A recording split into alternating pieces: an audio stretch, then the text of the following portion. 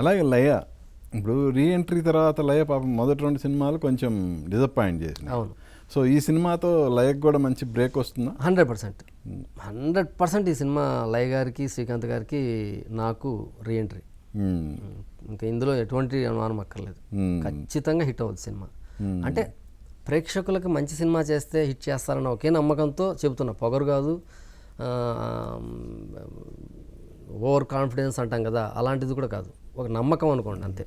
Cinema చూశాను, నేను cinema రాసుకున్నాను, చూసుకున్నాను, వెరీ గుడ్. అసలు ఆర్టిస్టులు అయితే అంత బాగా నప్పారు. శ్రీకాంత్ గారు కానీ, రాయం ప్రసాద్ గారు కానీ, లయ గారు. రాజేంద్ర ప్రసాద్ గారిని వెంకటేశ్వర స్వామి క్యారెక్టర్ తీసుకోవాలి అని అది ఐడియా నాదే, బట్ దాన్ని కూడా కన్ఫర్మ్ చేసింది ప్రొడ్యూసరే. కథ చెప్పేటప్పుడు నేను ఆల్మోస్ట్ క్యాస్టింగ్తో చెప్పినప్పుడు ఆ క్యాస్టింగే కావాలన్నారు నిర్మాత. సో అందులో రాయం ప్రసాద్ గారు, వెంకటేశ్వర స్వామి.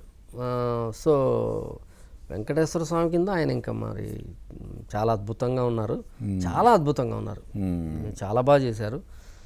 ఆయన కొన్ని మాటలు చెప్తారు వెంకటేశ్వర స్వామి పాయింట్ ఆఫ్ వ్యూలో, జనానికి చెప్పే మాటలు కొన్ని చెప్పించాం, అవి చాలా వండర్ఫుల్గా జనంలోకి వెళ్తాయి. వెంకటేశ్వర స్వామి ఆశీర్వాదం అనుకోండి ఈ సినిమాకి, అంతే. అది వచ్చేసి. సో మీ బ్రాండ్ మ్యూజిక్ ఎవరు ఈ సినిమాకి? Music Sai Karthik music. ఈ సినిమాలో కమర్షియల్ పాటలు ఉండవు, సిచ్యువేషనల్ సాంగ్స్ ఉంటాయి అన్నీ. అవి కూడా 3 నిమిషాలు 4 నిమిషాలు అలా పాటలు ఉండవు. 1.5 minute to 1 minute to 40 seconds ఇలా ఉంటాయి. 12 పాటలు ఉంటాయి. బట్ అసలు మ్యూజికల్ అంటారు సినిమా బయటకు వచ్చి.